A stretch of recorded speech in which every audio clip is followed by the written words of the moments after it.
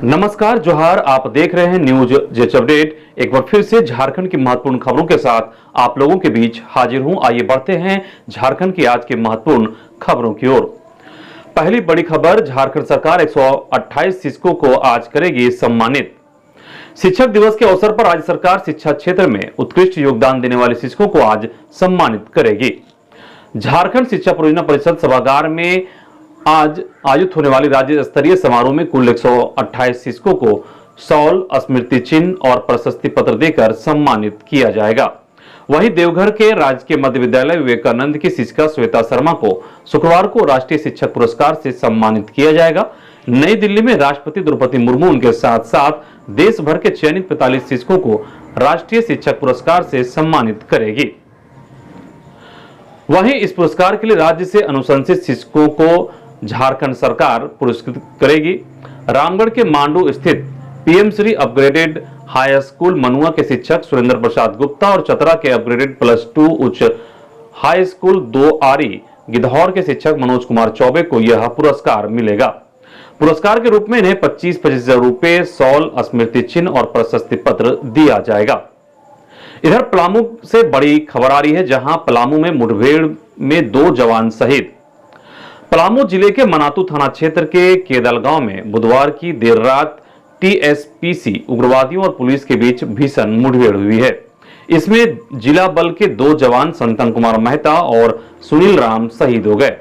एक जवान रोहित कुमार घायल है। रोहित का MRMCH मेदिनीनगर में इलाज चल रहा है। घटना के बाद पुलिस सर्च ऑपरेशन चला रही है। इधर गुरुवार को दोनों जवानों को पुलिस लाइन में सलामी देने के बाद पार्थिव शरीर को पैतृक गांव हैदरनगर के परता और बरेवा ले जाया गया। जानकारी के अनुसार बुधवार रात केदल में कर्मा महोत्सव मनाया जा रहा था। इसी दौरान पुलिस को टीएसपीसी के 10 लाख के इनामी कमांडर शशिकांत गंजू के अपने घर केदल आने की सूचना मिली। सूचना के बाद एसएसपी राकेश कुमार सिंह के नेतृत्व में पुलिस अभियान में निकली थी। इसी क्रम में रात करीब 1 बजे मुठभेड़ हो गई और इसमें 2 जवान शहीद हो गए और 1 घायल हो गए। अगली बड़ी खबर, XLRI और IIT धनबाद के टॉप 20 में शामिल। केंद्रीय शिक्षा मंत्री धर्मेंद्र प्रधान ने गुरुवार को दिल्ली में राष्ट्रीय संस्थागत रैंकिंग फ्रेमवर्क 2025 की घोषणा की, जिसमें XLRI और जमशेदपुर को मैनेजमेंट में 10वां और IIT ISM धनबाद को इंजीनियरिंग में 15वां स्थान मिला है। ओवरऑल रैंकिंग की बात करें तो IIT ISM धनबाद को 35वां और BIT मेसरा को 92वें स्थान मिला है। हालांकि एग्रीकल्चर, मेडिकल, डेंटल और इनोवेशन जैसे क्षेत्रों में झारखंड के किसी भी संस्थान को जगह नहीं मिली। राज्य की किसी भी स्टेट यूनिवर्सिटी ने रैंकिंग में हिस्सा नहीं लिया। अगली खबर, कोर्ट ने जेपीएससी से मांगा जवाब। हाईकोर्ट के जस्टिस SN प्रसाद और जस्टिस AK राय की खंडपीठ में सहायक अभियंता नियुक्ति एवं प्रोन्नति नियमावली लागू करने की मांग को लेकर दाखिल याचिका पर गुरुवार को सुनवाई हुई। सुनवाई के दौरान अदालत ने मामले में जेपीएससी से जवाब मांगा है। अदालत ने पूछा है कि सरकार की ओर से भेजी गई संशोधित नियमावली पर जेपीएससी ने अब तक क्या निर्णय लिया। अगली सुनवाई 15 सितंबर को होगी। जेपीएससी ने 1 सप्ताह में नियमावली पर मंतव्य राज्य सरकार को भेजने की बात कही। डिप्लोमा इंजीनियरिंग एसोसिएशन एवं अन्य ने याचिका दाखिल की है। ईद मिलादुन नबी, आज शहर में निकलेगा जुलूस ए मोहम्मदी। पैगंबर मोहम्मद साहब की यौम ए पैदाइश के मौके पर रांची समेत राज्य भर में शुक्रवार को ईद मिलादुन मनाया जाएगा। विभिन्न इलाकों से शुक्रवार को जुलूस मोहम्मदी निकाला जाएगा। इसकी तैयारी मुकम्मल कर ली गई है। जुलूस का नेतृत्व सरपरस्त मोहम्मद सईद और उलेमा करेंगे। इधर ईद मिलादुन्नबी की तैयारी पर बुधवार की सुबह से ही लोग जुटे रहे। देर रात तक मस्जिदों, मदरसा और मोहल्लों को सजाया गया। सभी जगहों पर झंडा भी लगाया गया। अगली बड़ी खबर, सिविल सेवा परीक्षा का कट ऑफ मार्क्स जारी। झारखंड लोक सेवा ने गुरुवार को आयोग की सिविल सेवा परीक्षा का कट ऑफ मार्क्स जारी कर दिया है। आयोग ने लिखित परीक्षा के साथ साथ इंटरव्यू के बाद फाइनल रिजल्ट का अलग अलग कट ऑफ मार्क्स जारी किया है। विभिन्न सेवाओं में श्रेणीवार कट ऑफ मार्क्स जारी किया गया है। अंतिम परिणाम में राज्य प्रशासनिक सेवा से अधिक कट ऑफ राज्य पुलिस सेवा का किया गया है। सिविल सेवा परीक्षा का अंतिम परिणाम 25 जुलाई को जारी किया गया था। 342 पदों के लिए अभ्यर्थियों का विभिन्न सेवाओं के लिए चयन किया गया था। इधर वार्षिक वेतन वृद्धि पर रोक के आदेश से शिक्षकों में नाराजगी, शपथ पत्र देने से किया इनकार। रांची जिला के प्राथमिक और मध्य विद्यालय शिक्षकों में भारी आक्रोश है। रांची जिला शिक्षा अधीक्षक बादल राज द्वारा वार्षिक वेतन वृद्धि रोक दिए जाने और मजिस्ट्रेट कार्यालय में शपथ पत्र जमा कराने के आदेश ने शिक्षकों को आंदोलन के लिए विवश कर दिया है। इसको लेकर अखिल झारखंड प्राथमिक शिक्षक संघ रांची इकाई ने ऐलान किया है कि 5 सितंबर को शिक्षक दिवस के अवसर पर कचहरी स्थित शिक्षा परिसर में डीएससी के आदेश की प्रति को जलाकर विरोध दर्ज किया जाएगा। शिक्षक संघ का आरोप है कि जिला के करीब 3000 शिक्षकों की जुलाई माह से वार्षिक वेतन वृद्धि रोक दी गई है। डीएससी ने इसका आधार हिंदी टिप्पण परीक्षा पास न करना बताया है, लेकिन शिक्षक संघ का कहना है कि इस परीक्षा से शिक्षकों को पहले ही मुक्त कर दिया गया था। अगली बड़ी खबर, जल्द जारी होंगे 15वें वित्त आयोग का अनुदान। ग्रामीण विकास मंत्री झारखंड सरकार श्रीमती दीपिका पांडे सिंह ने आज नई दिल्ली में भारत सरकार के पंचायती राज मंत्रालय के सचिव से मुलाकात हुई। बैठक में मुख्य रूप से 15वें वित्त आयोग के अनुदान को शीघ्र स्वीकृति करने पर बल दिया गया। श्रीमती दीपिका पांडे सिंह ने स्पष्ट किया कि झारखंड सरकार की सर्वोच्च प्राथमिकता ग्राम पंचायतों को सशक्त कर ग्रामीण विकास को नई दिशा देना है। उन्होंने अपेक्षा व्यक्त की कि 15वें वित्त आयोग की अगली किस्त शीघ्र जारी की जाए ताकि योजनाओं का लाभ सीधे गांव-गांव तक पहुंच सके। उन्होंने कहा कि अनुदान जारी होने से ग्राम पंचायतों में विकास कार्यों की गति मिलेगी और आधारभूत संरचनाएं मजबूत होगी। इस पर पंचायती राज मंत्रालय के सचिव ने सकारात्मक पहल का आश्वासन। अगली खबर, त्योहारों में रांची होकर चलेगी 12 फेस्टिवल स्पेशल ट्रेनें। त्योहारों को देखते हुए समय पूर्व ही रेलवे प्रशासन ने स्पेशल ट्रेनों को चलाने की घोषणा कर दी है। यात्रियों की भीड़ को देखते हुए 12 स्पेशल ट्रेन चलाने की घोषणा की गई है। अधिकतर ट्रेनें दक्षिण भारत से बिहार को जोड़ने वाली है, जो वाया रांची होकर चलेगी। इसके बाद उड़ीसा और पश्चिम बंगाल को फोकस करते हुए ट्रेनें दी गई है। रांची से चलने वाली Hatia Purnia Court Express train का पारंपरिक कोच हटाकर LHB कोच लगाकर परिचालन की भी घोषणा कर दी गई है। यह ट्रेन पहले से ज्यादा सुविधाजनक, सुरक्षात्मक उपकरण और आधुनिक सुविधाओं से लैस होगा, इसलिए इस बार यात्रियों को ज्यादा परेशानी नहीं होगा। इधर इन किसानों के खाते में नहीं आएंगे 21वीं किस्त। किसानों की आर्थिक मदद के लिए केंद्र की मोदी सरकार प्रधानमंत्री किसान सम्मान निधि योजना चलाती है। इस योजना के तहत अब तक किसानों के खाते में 20 किस्त आ चुके हैं। अब किसानों को इस योजना की 21वीं किस्त का इंतजार है। बता दें कि वैसे किसान जो योजना में ई-केवाईसी और भूलेख का सत्यापन नहीं करवा पाए हैं, उन्हें 21वीं किस्त का लाभ नहीं मिलेगा।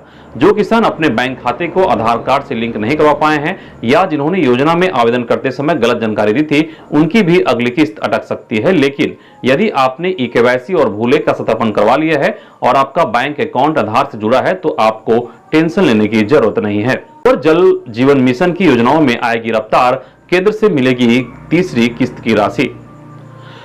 राज्य में चल रही जल जीवन मिशन की योजनाओं के लिए इस महीने केंद्रीय सहायता की तीसरी किस्त जारी हो सकती है। पिछले दिनों राज्य के पेयजल स्वच्छता मंत्री योगेंद्र प्रसाद और केंद्रीय जल शक्ति मंत्री CR पाटिल के बीच पिछले दिनों हुई मुलाकात के बाद इसकी संभावना बनी है। राज्य सरकार में जल जीवन मिशन के लिए 6000 करोड़ की केंद्रीय सहायता राशि जारी करने को कहा गया है।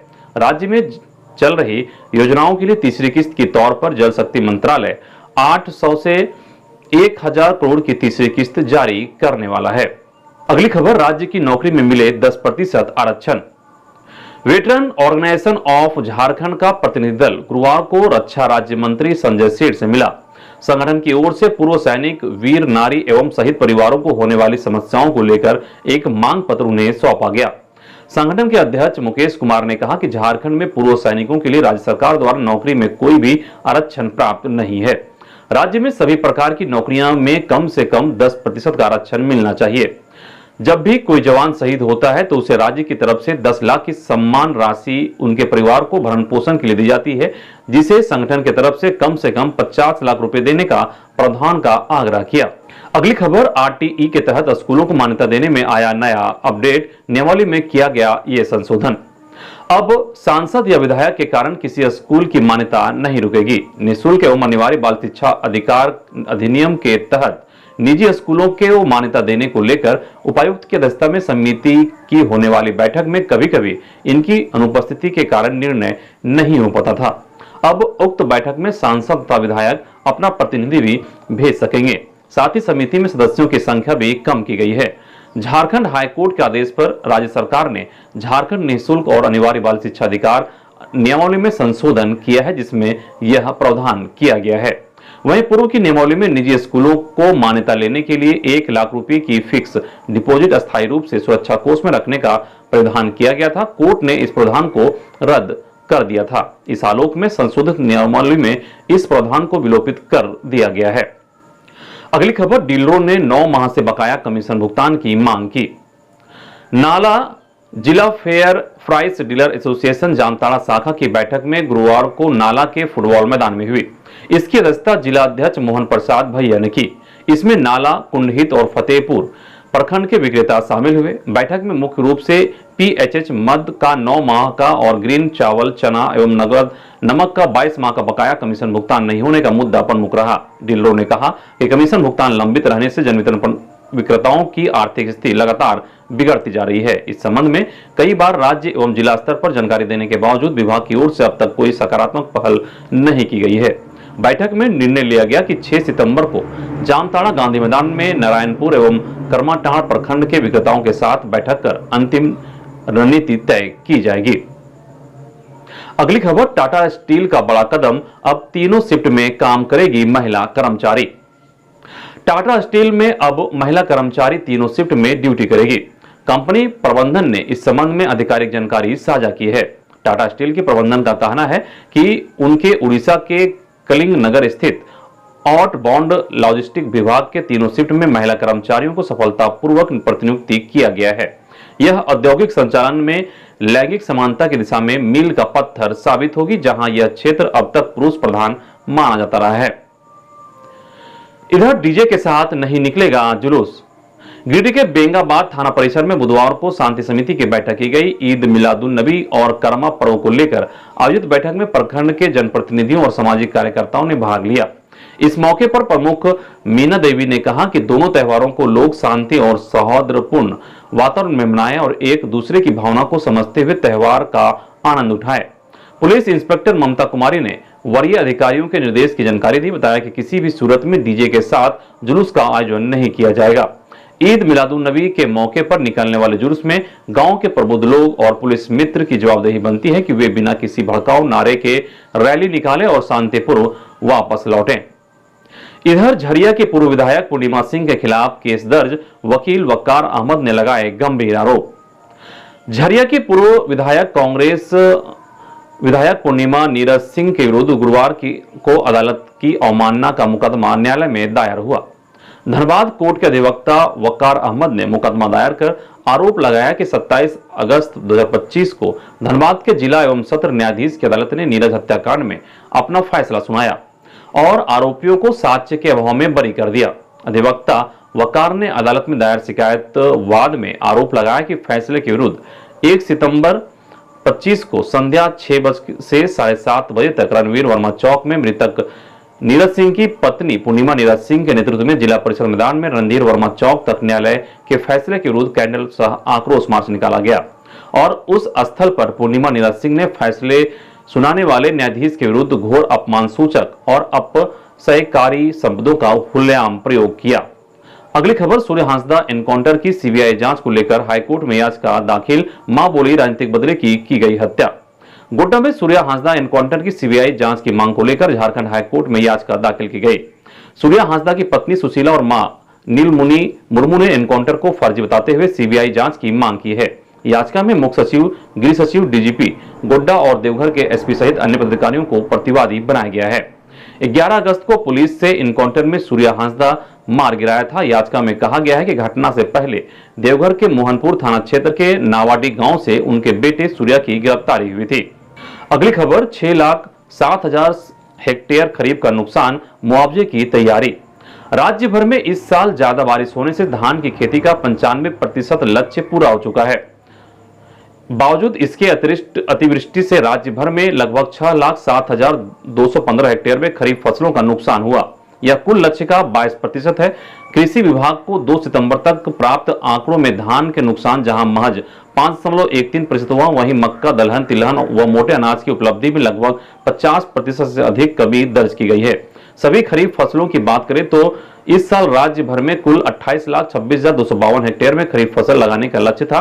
कृषि विभाग के अनुसार किसानों को हुए नुकसान का आकलन कर सरकार सहायता करेगी। कृषि मंत्री शिल्पा नेहा तिर्की के निर्देश पर सभी जिलों के उपायुक्तों को 15 सितंबर तक फसलों के नुकसान का आकलन का रिपोर्ट मांगी गई है। अगली खबर, बेटी को अनुकंपा पर नियोजन जुलाई 2021 से ही लागू होगा। कोयला कंपनियों में आश्रित विवाहित बेटी को नियोजन संबंधी पूर्व के आदेश 11 जून 2024 की जगह 1 जुलाई 2021 की तिथि से लागू किया जाएगा। इस पर गुरुवार को दिल्ली में कोल इंडिया की अनुकंपा नियोजन के एसओपी की समीक्षा के लिए दिल्ली में आयोजित कमेटी की बैठक में सहमति बनी। एक अन्य महत्वपूर्ण प्रावधान यह किया गया है कि नौकरी लेने के बाद यदि बेटा या बेटी मां अथवा पिता का ख्याल नहीं रखेंगे तो 25% वेतन मां या पिता जो जीवित हैं उनको देना होगा। कई शिकायतों को देखते हुए एसओपी में यह प्रावधान किया गया है। नियोजन के समय नौकरी लेने वाले आश्रितों को शपथ पत्र देना होगा। उक्त शपथ पत्र में इस बात का जिक्र होगा।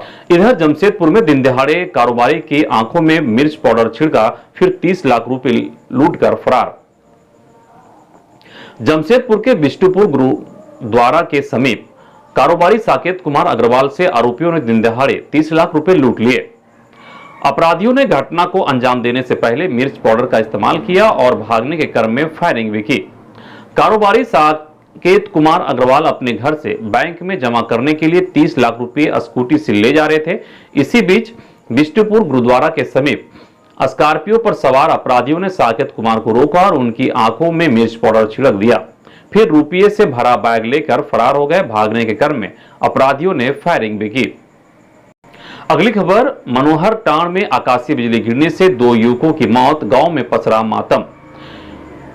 बलियापुर सिंदरी के मनोहर टांड चौक के समीप गुरुवार की शाम बारिश के दौरान ठनका गिरने से 2 युवकों की मौत हो गई।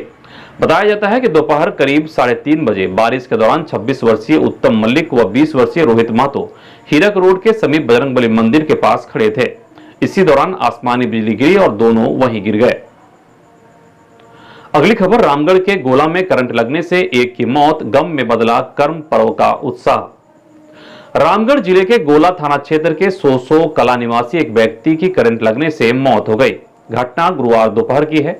परिजनों ने आनंद फानन में उसे सामुदायिक स्वास्थ्य केंद्र गोला पहुंचाया, जहां डॉक्टरों ने गंभीर स्थिति को देखते हुए उसे सदर अस्पताल रामगढ़ रेफर कर दिया।